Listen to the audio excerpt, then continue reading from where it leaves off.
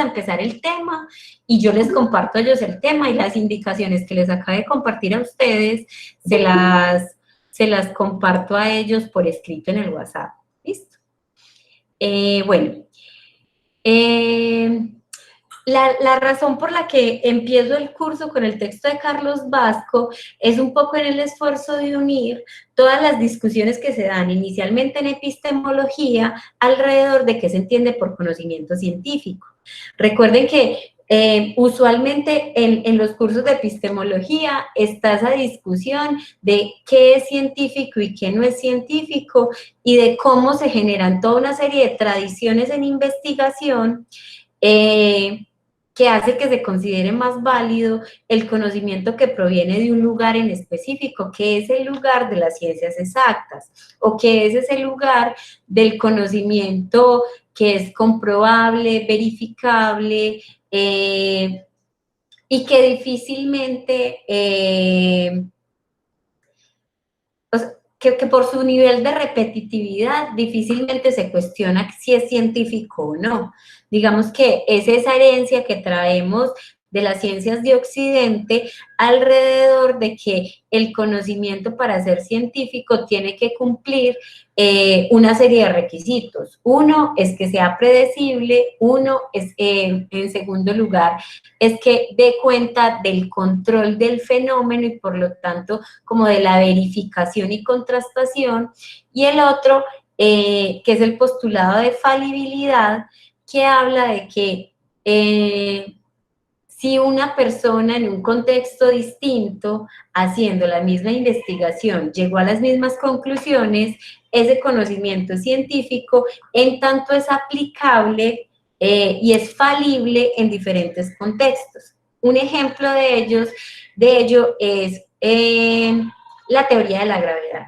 Digamos que independiente de si yo estoy en China o estoy en Colombia, si yo suelto un objeto en este momento, el objeto va a caer. Entonces es un poco como poder corroborar a partir de una serie de experimentos que el conocimiento que otro generó en un momento histórico distinto o en un contexto diferenciado es válido y es científico en tanto cuando yo lo replico en mi contexto, llego a las mismas conclusiones a las que él llegó.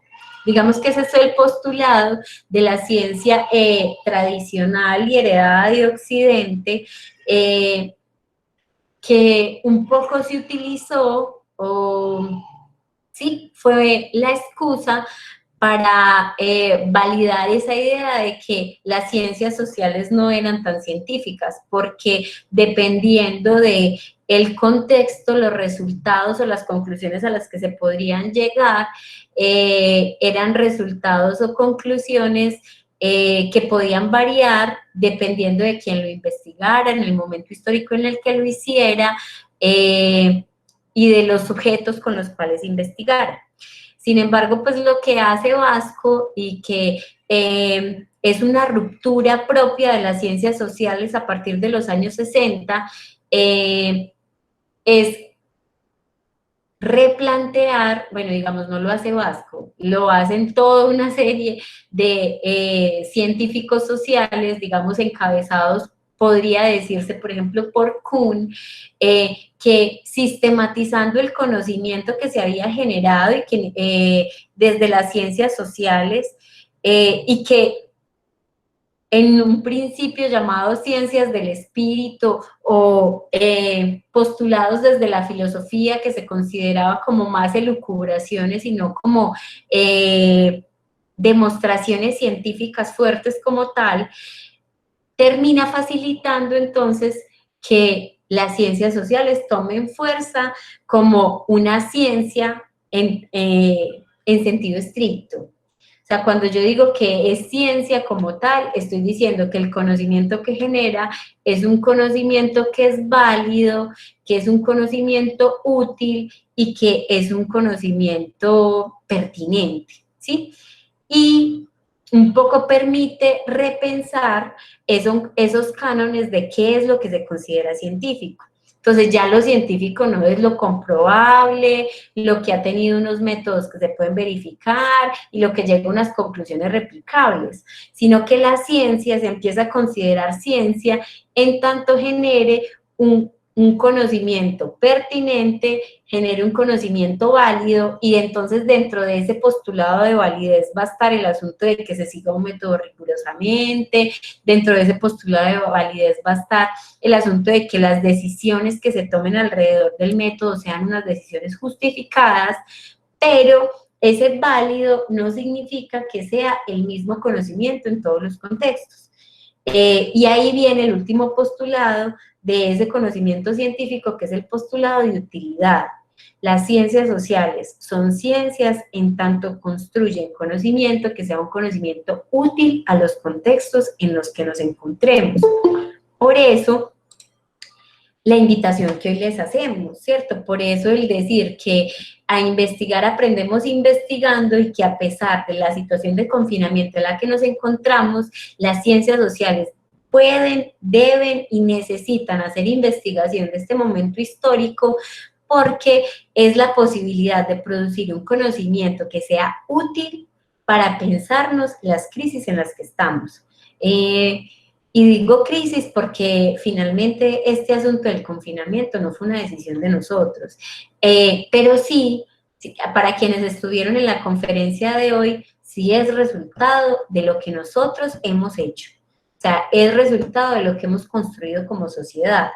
Y en esa medida, entonces, las ciencias sociales tienen que estar aportando ahí nuevos conocimientos alrededor de cómo continuar como sociedad, de qué modelos de sociedad ir construyendo. ¿Listo? Vasco entonces hace un poco como esa clasificación entre ciencias, si se quiere, exactas, o ciencias de los fenómenos más fijos, y ciencias de lo humano, ¿cierto? Pero es más en un esfuerzo como de identificar que hay unas particularidades en los objetos que investigan. Cuando hablamos de esas ciencias que son más formales, y esas ciencias que trabajan desde teorías grandes, estamos hablando de aquellas ciencias que por los objetos que trabajan facilitan la teorización. Y cuando digo que facilitan la teorización es porque suponen que la teoría que generan es una teoría que es aplicable a cualquier situación en particular. Mientras que en el caso de las ciencias del espíritu, escribe Jefferson la pregunta, que ya vuelvo sobre ella. Aquellas ciencias sociales, en tanto generan unos conocimientos que son situados, las teorías que generan son teorías que responden al contexto en el específico, a un momento histórico puntual, y que por lo tanto están sujetas constantemente a ser rebatidas, transformadas, ¿sí? Dale, Jefferson, la pregunta. Me estaba escribiendo, qué pena. Esto, en ese orden de ideas, nuestra línea de investigación y de trabajo, o más que todo la investigación, es que tengo esa duda, ¿no? ¿Se llama ciencias sociales o ciencias sociales y humanas? ¿Cómo es el no, o cuál es la validez que se da, o una tiene más peso que la otra y se diferencian? Esa diferenciación yo no la haría con certeza. De hecho, pienso que justamente por la dificultad para ponerle límites a un concepto u otro, a lo humano o a lo social, es que usualmente en todas las facultades y en casi todas las áreas asociadas a las ciencias sociales, siempre se une el apellido sociales y humanas, ¿cierto?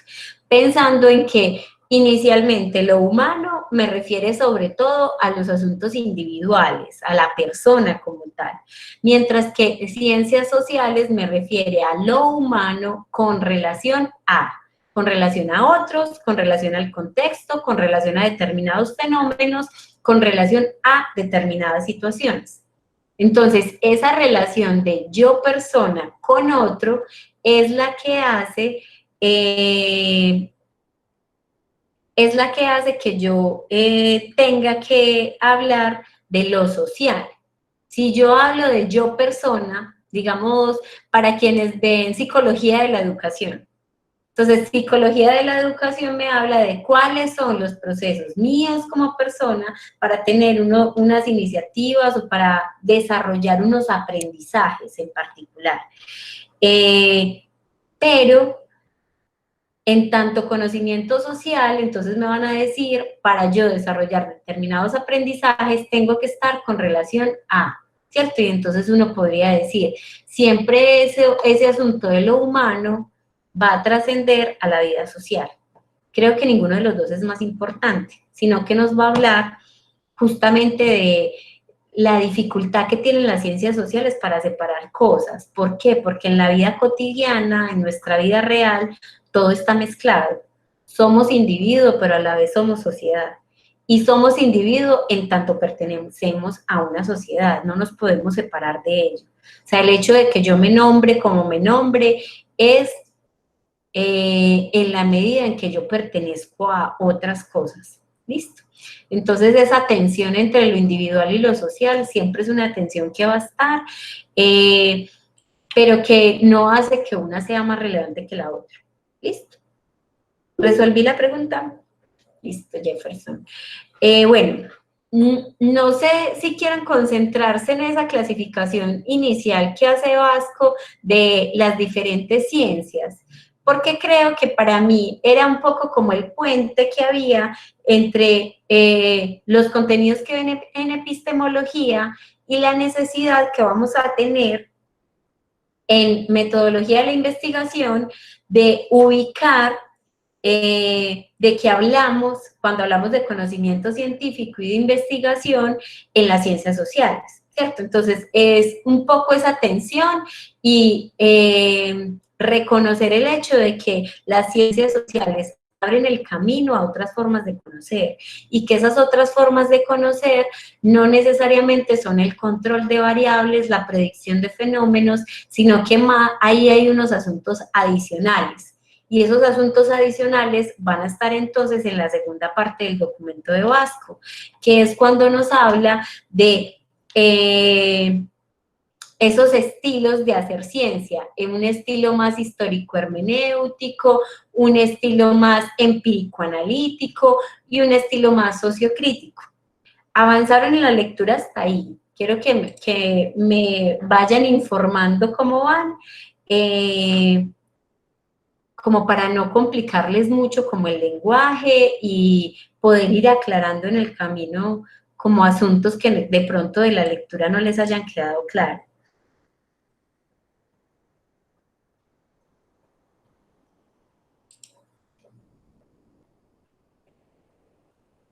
¿Están claros? Cuando hablo entonces de ese estilo de hacer ciencia desde lo empírico-analítico, podríamos decir que es ese estilo de hacer ciencia que es heredado de las ciencias naturales.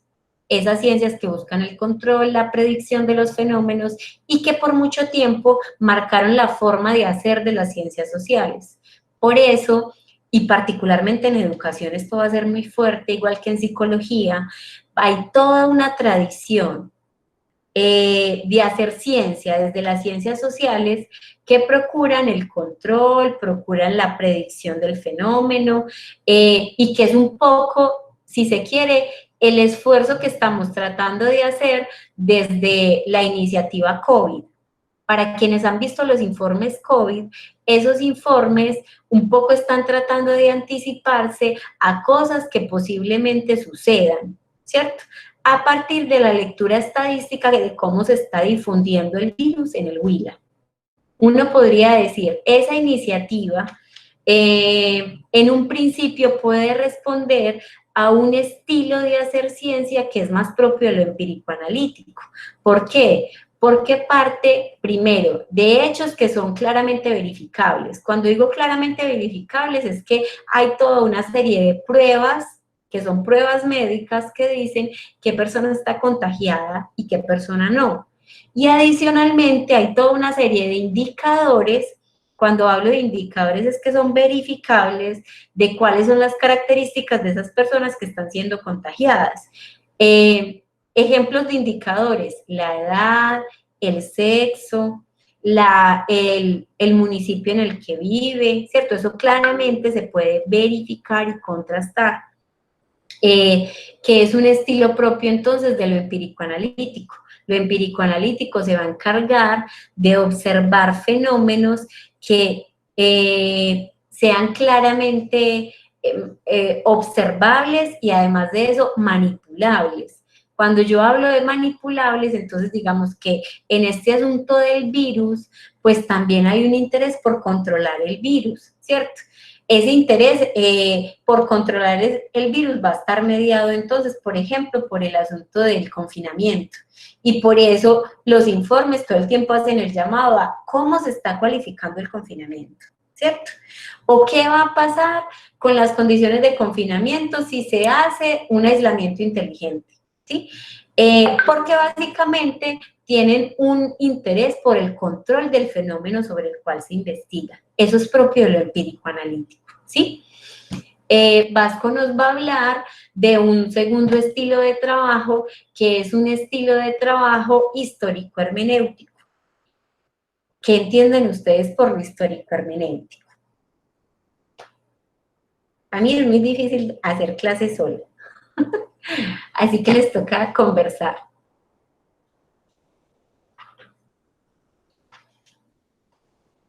Historia, ¿qué entienden por lo hermenéutico?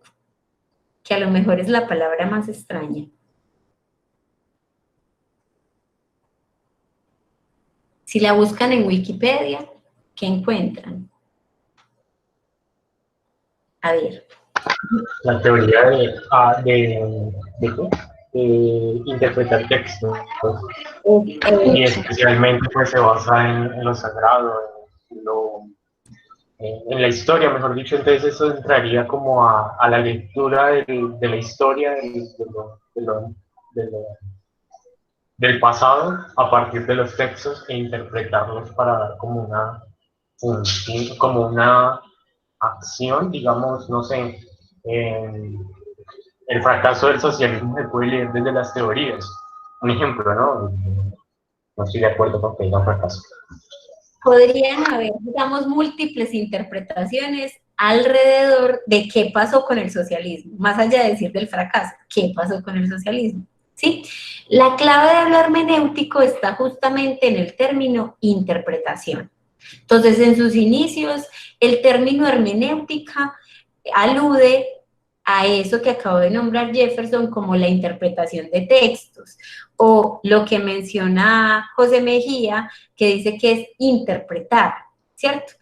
Entonces, cuando me dice la interpretación de textos, entonces pareciera como que es un análisis del pasado a partir de lo que se ha escrito sobre él, ¿cierto?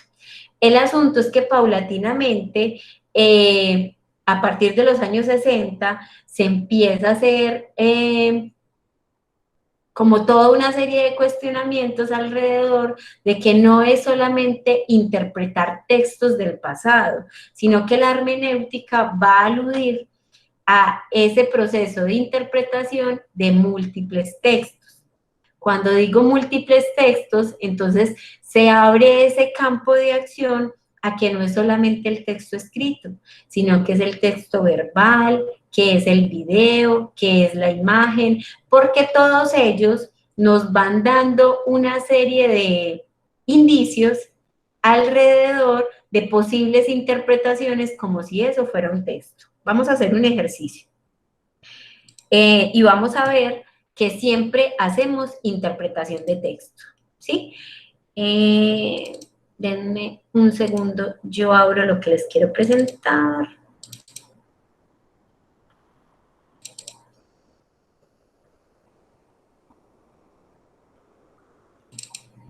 Yo les voy a mostrar una imagen. Y de esa imagen me van a decir qué interpretan. ¿Listo? Ay, a ver si la logro poner bien acá.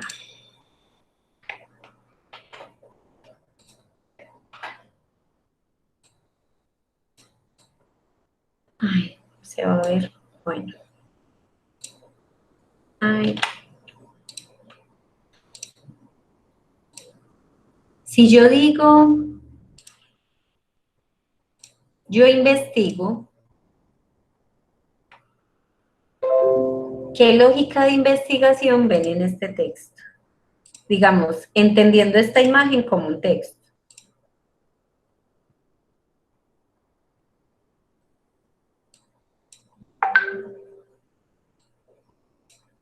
¿Qué ven ahí?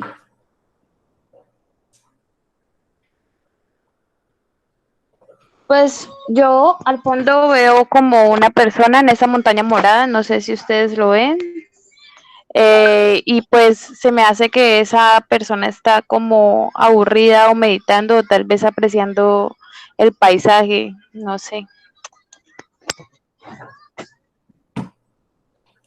¿Quién está investigando en la imagen? Señora, ¿Quién investiga en la imagen? Si la imagen no es yo investigo, ¿quién investiga la imagen?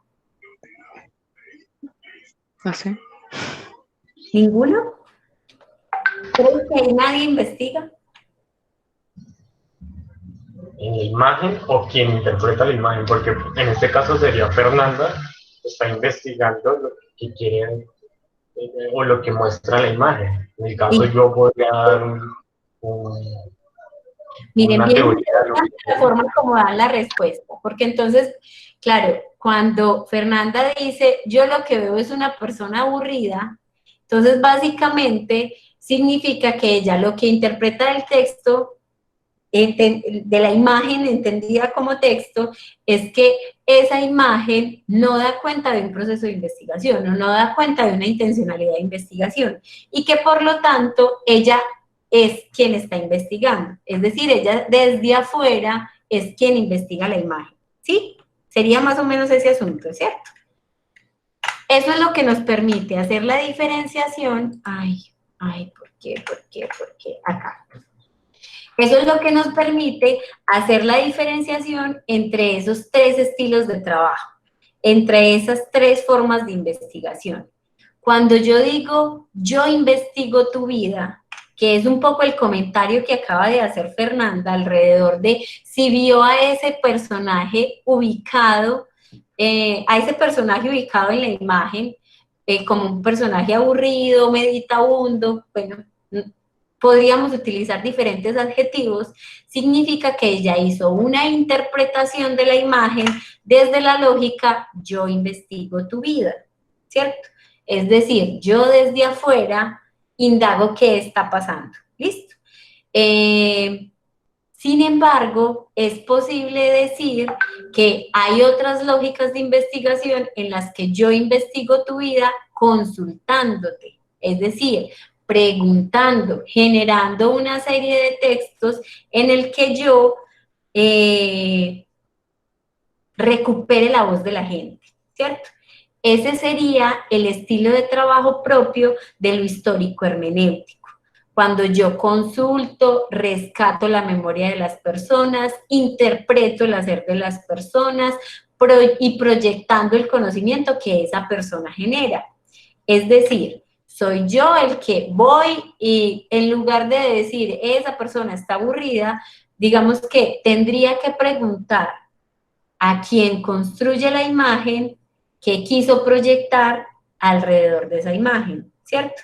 Tendría que preguntar en qué contexto histórico se construye esa imagen, quién la construye, cuál es la historia de esa imagen, qué quiso proyectar, ¿listo?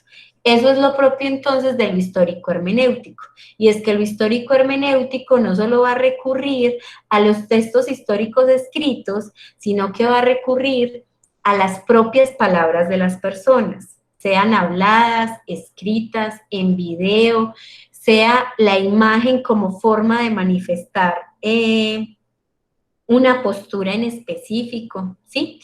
Y de esa manera, entonces lo histórico hermenéutico va a decir es posible construir un conocimiento que no es un conocimiento verificable.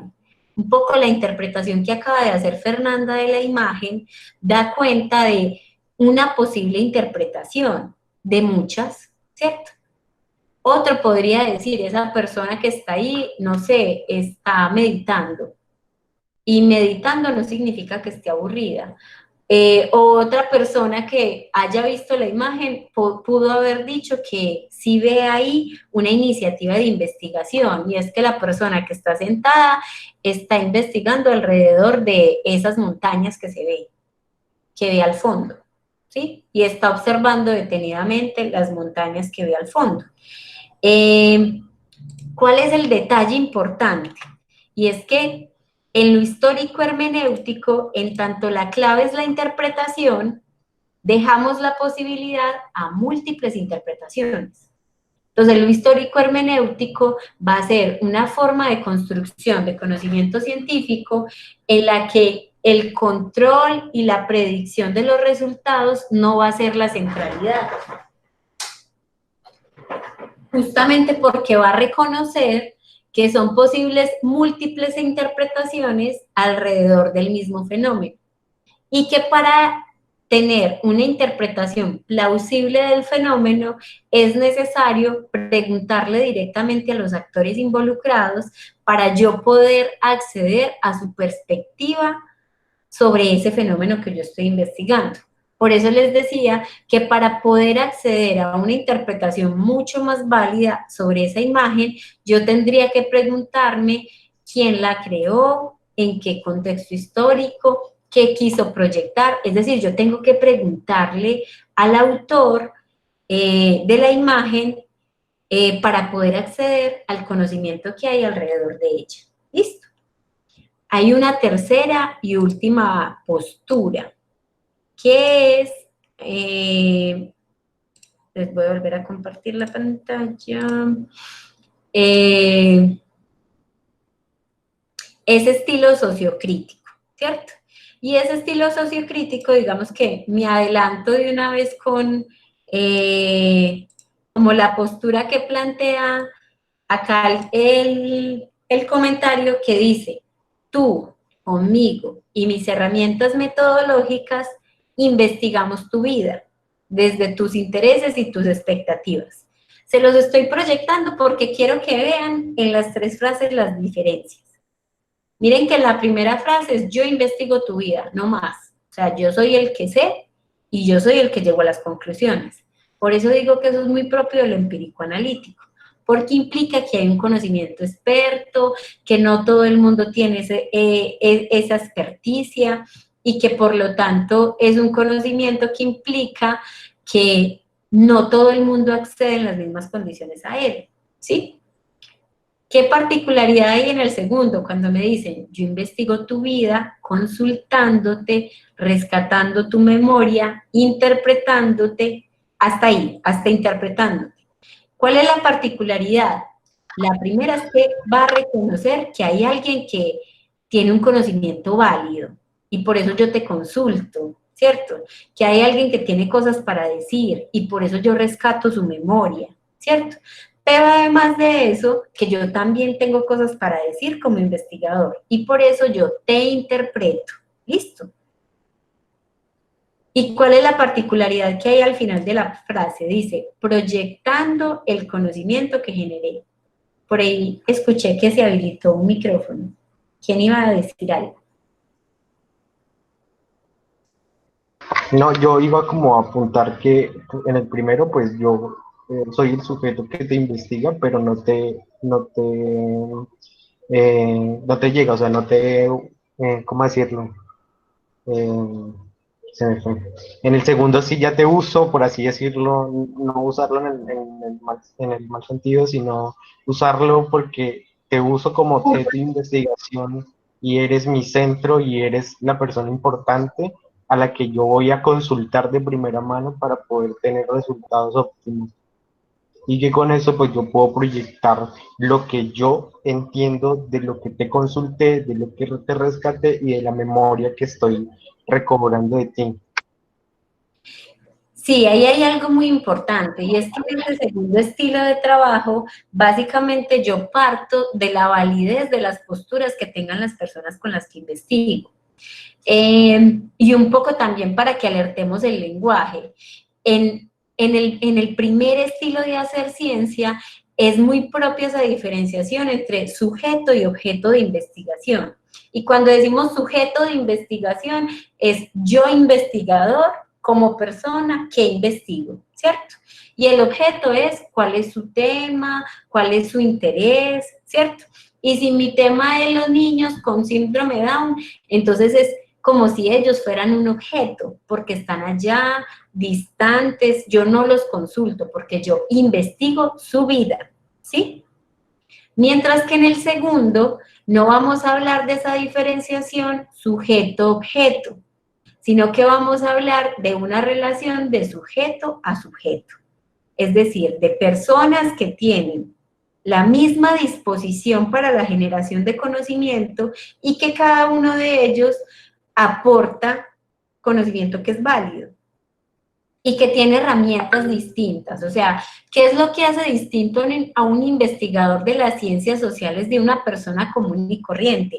Que conoce una serie de herramientas e instrumentos que permiten profundizar en la experiencia, que permiten profundizar en las conclusiones que se den. Pero no significa que su conocimiento sea más válido que el resto. Significa que tiene unos conocimientos adicionales que facilitan ciertas interpretaciones o ciertos análisis. Y por eso, esa diferenciación en la última frase, cuando dice proyectando el conocimiento que generé, y es que como los científicos sociales tienen un interés por generar conocimiento, pues lo lógico es que ellos vayan y consulten y sean ellos solitos quienes difundan.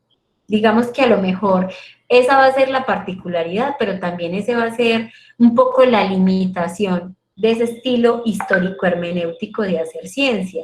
Y es que muchas veces le consultamos a la gente, pero somos nosotros quienes nos quedamos y difundiendo ese conocimiento como un conocimiento científico y válido.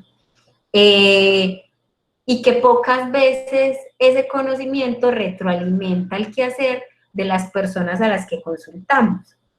Digo que esa es una limitación, en tanto el tercer estilo de hacer ciencia pretende subsanar esa limitación. Si se fijan, fíjense en la última frase.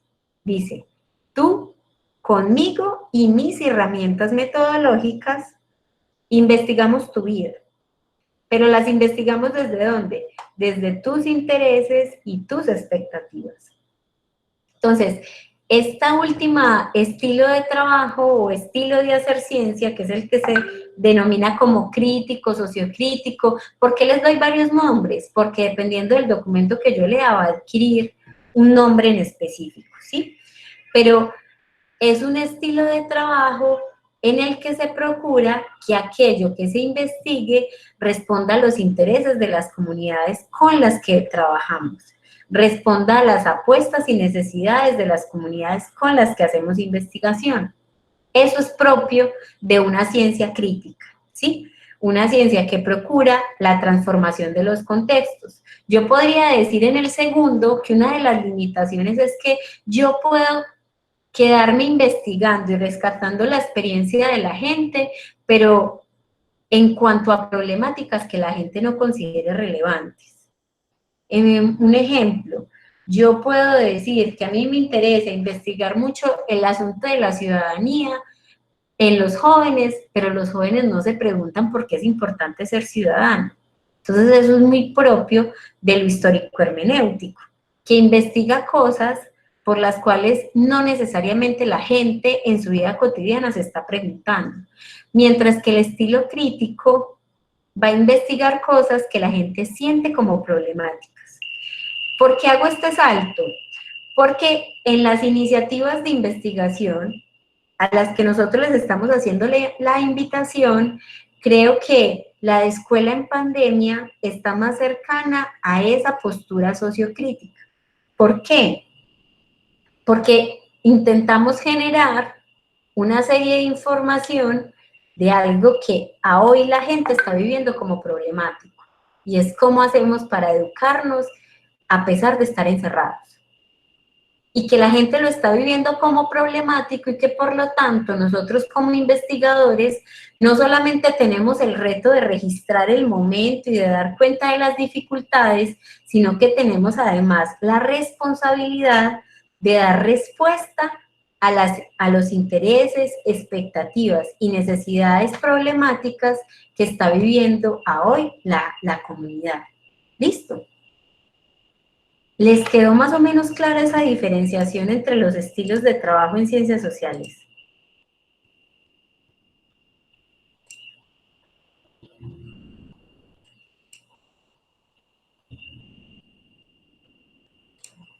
¿Alguien más? Ay, estoy leyendo comentarios y al parecer me están escuchando entrecortado. Natalia tiene una pregunta. Natalia, tienes la palabra o si quieres escribe y aclaramos.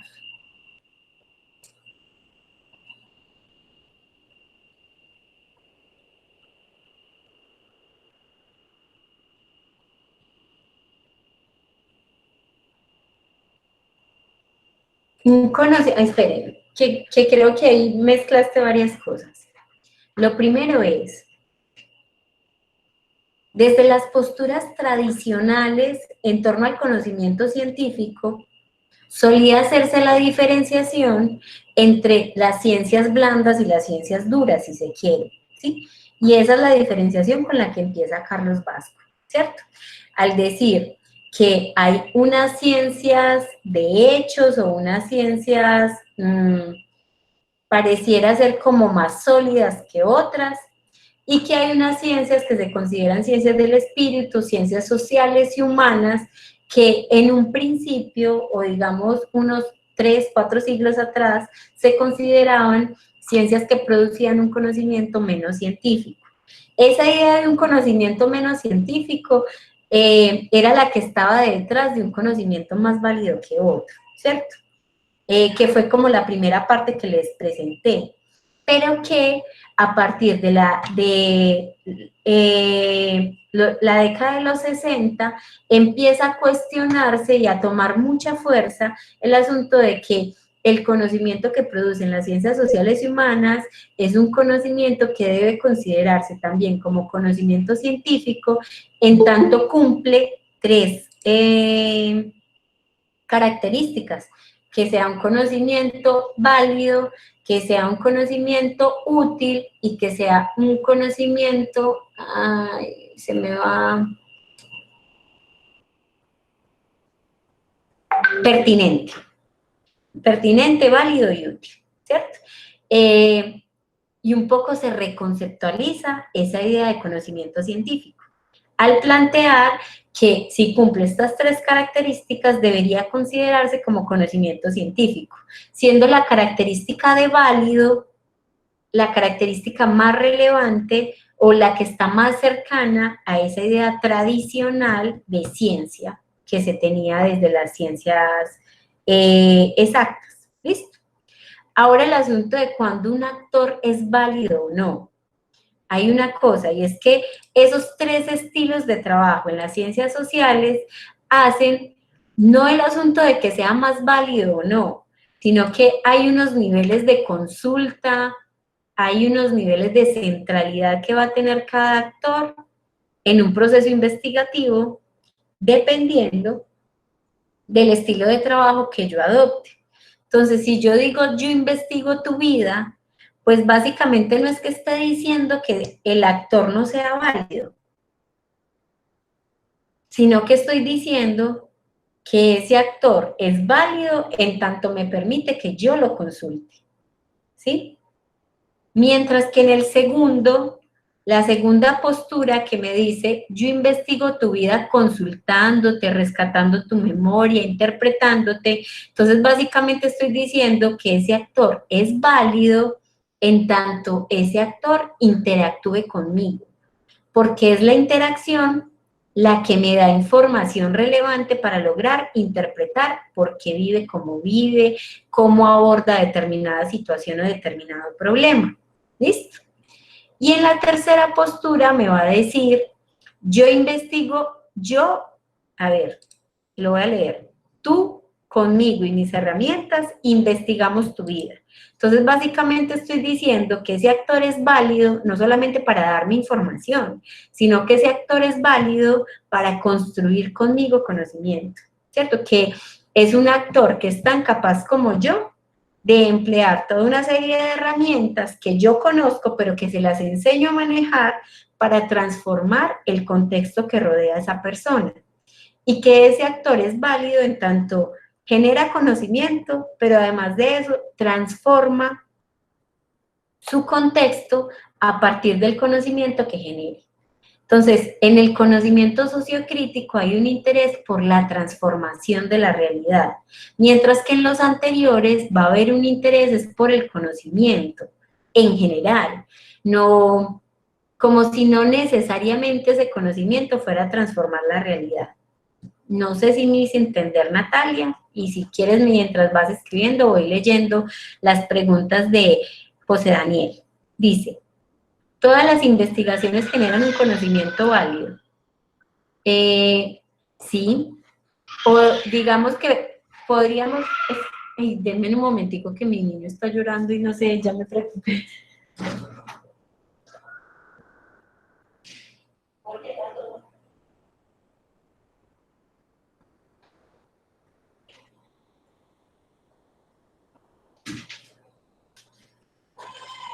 Ya volví. A ver, ¿cómo sabemos que un conocimiento es válido? Entonces, un conocimiento es válido, un conocimiento científico es válido cuando va a seguir una serie de procedimientos que dan cuenta de su rigurosidad y sistematicidad, que es eso lo que vamos a ver a lo largo de este curso, y es cómo hay toda una serie de procedimientos que me dicen cómo hacer sistemático el proceso de producir conocimiento. O sea, cómo el hecho de generar una serie de herramientas, de generar una información por unos mecanismos específicos, de analizarla a través de una serie de instrumentos, me permiten hablar de que ahí hay un conocimiento válido. Y ese conocimiento válido es científico en tanto sigue esos procedimientos. No significa que el conocimiento cotidiano, el conocimiento que ponemos en juego nosotros cada día, no sea un conocimiento válido, sino que va a ser un conocimiento que, si bien es válido, no es científico. ¿Listo? Entonces no va a cumplir uno de esos 3 criterios de cientificidad que acabamos de decir. ¿Listo? El detalle como al que quiero llegar es a que el conocimiento científico implica una serie de procedimientos relevantes de llevar a cabo, pero eso no significa que el conocimiento de la vida cotidiana sea un conocimiento menos importante. ¿Listo? Es como la diferenciación que quisiera hacer. Entonces, sabemos que un conocimiento es válido en tanto va a seguir una serie de procedimientos rigurosos que implican llevar a cabo determinadas acciones. ¿Listo? Por acá me están haciendo otra pregunta, Jefferson. ¿Por qué aporta el contexto de los sujetos? En el conocimiento sociocrítico, supongo que me están preguntando ahí. Le están intentando responder a José Daniel, ¿cierto? Es válido porque aporta el contexto de los sujetos. Sí, listo. A ver, en general, todo el conocimiento científico se supone que aporta. Lo que pasa es que muchas veces aportamos un conocimiento por el que la gente nos está preguntando. Entonces es también ese asunto como lo que pone la limitación entre lo hermenéutico y lo sociocrítico. Y es que muchas veces nos hacemos preguntas que otro no se estaría haciendo en ningún otro contexto. Y es eso lo que genera como la dificultad. ¿Listo? Creo que ya todos estamos como más claros. ¿Qué es entonces ese asunto de investigar? ¿Y por qué decimos que el investigar siempre va a estar marcado por 3 estilos de trabajo? Porque cuando investigamos, procuramos resolvernos preguntas que tengamos sobre determinada situación. Pero esas preguntas pueden ser más cercanas o más distantes a la gente, más cercanas o más distantes a solucionar un determinado problema del contexto, más cercanas o más distantes de metodologías, si se quiere, rigurosas, no, en realidad el término no es rigurosa, metodologías más estrictas a la hora de seguir determinado procedimiento. ¿Y por qué diferencio riguroso de estricto? Porque vamos a ver a lo largo de aquella diferenciación que tradicionalmente se hace entre lo cual y lo cuanti, que lo cualitativo no necesariamente por dejar de ser estricto deja de ser riguroso.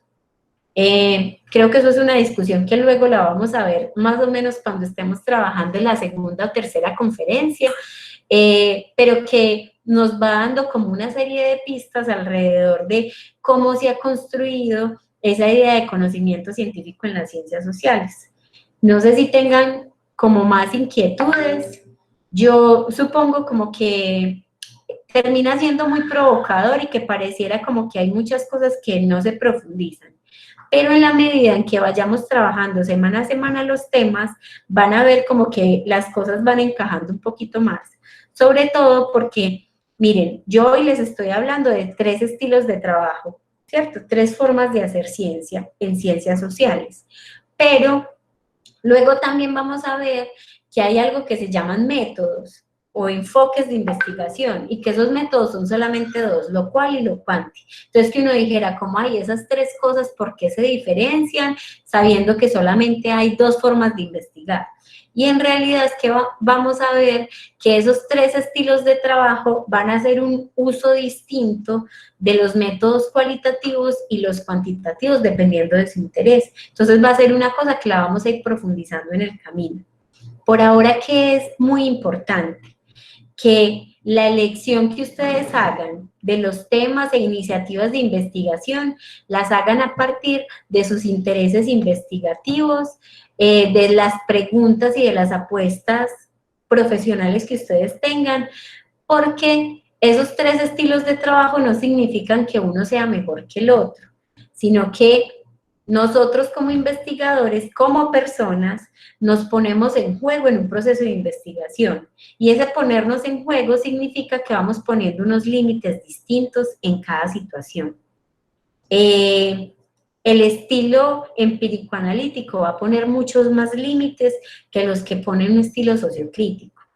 Pero yo no tendría por qué juzgar a quien haga unas lógicas de investigación que son más distantes, porque finalmente van a responder a sus apuestas, a su estilo, a lo que es como persona. En ciencias sociales, los investigadores siempre nos ponemos en juego como personas cada vez que investigamos. Y por eso, digamos que no es criticable un estilo de trabajo sobre otro. Cada uno va a responder a unas formas como somos. Listo. Yo creo que hasta ahí hoy. Les he conversado bastante. No sé si tengan más dudas, y más bien nos enfocamos en resolver dudas, o si terminamos con una información adicional que yo les tengo. Me cuentan.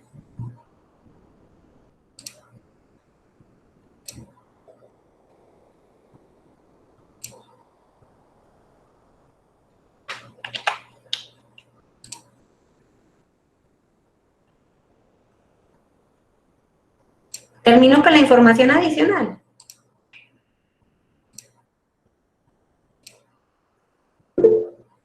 Les voy a compartir esta última diapositiva que tengo del curso. Yo luego se las mando pues también como al WhatsApp.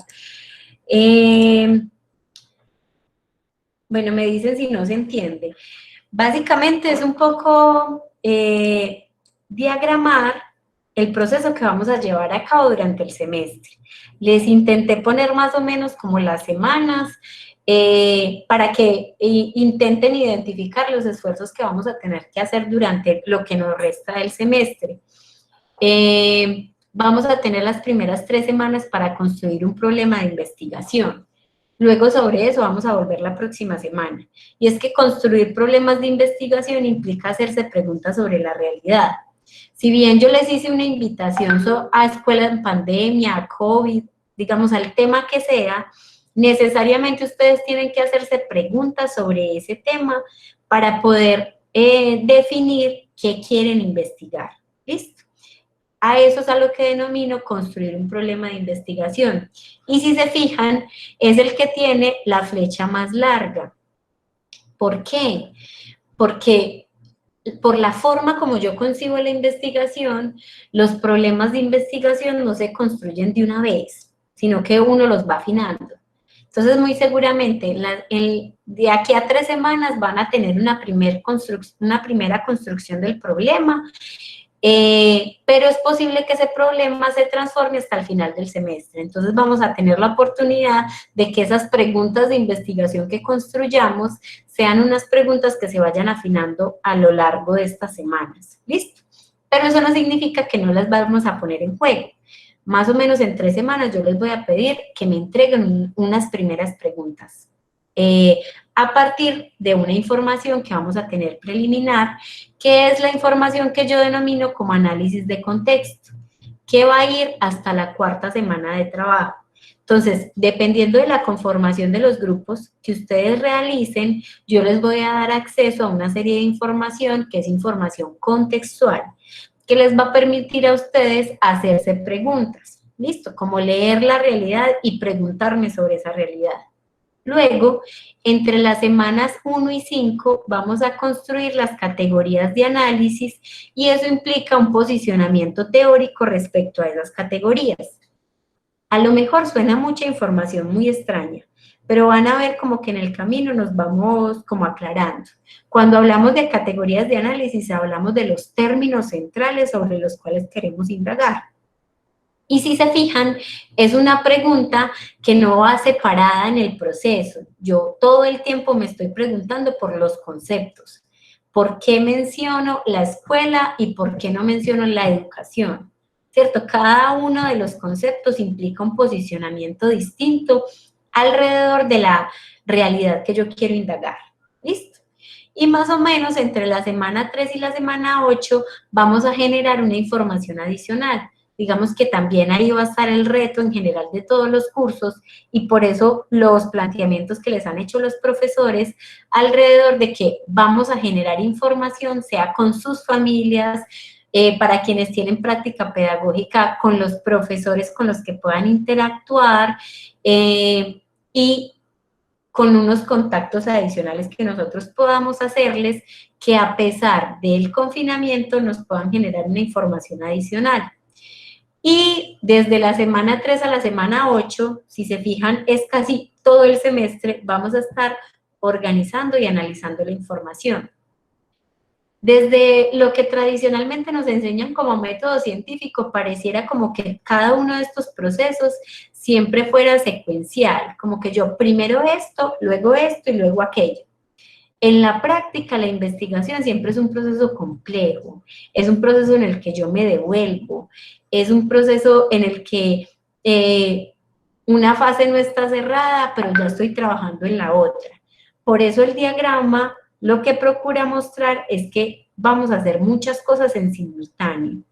Y por eso, como hacemos muchas cosas en simultáneo, es que queremos optimizar los esfuerzos de los distintos cursos para que podamos llevar a feliz término una iniciativa de investigación. No sé con ese panorama dudas adicionales, así más o menos se van planeando como cuáles son los esfuerzos en equipo de trabajo que ustedes tendrán que hacer, ¿cierto? Que tendremos que levantar una información, construir una información teórica, analizarla a la luz de un problema, ¿cierto? Y construir una serie de análisis posteriores. ¿Listo? Ese sería entonces como más o menos el panorama general del trayecto que vamos a hacer a lo largo del curso. Les dejo de compartir. Y ya para que entonces finalicemos, como ya les di un ratico para que pensaran. Yo quiero que me digan quién de los que está acá va a poder acompañar a Rafael en el equipo de investigación. ¿Quién se anima? ¿Quién está viendo solamente una de los 4 cursos que estamos proponiendo o ninguno? Bueno, no sé. Si antes de terminar alguien se puede proponer o ya tienen muy armados los grupos, o cuéntenme qué han pensado. O si empiezan a poner por el WhatsApp, no puedo, no puedo, no puedo, ya tengo grupo.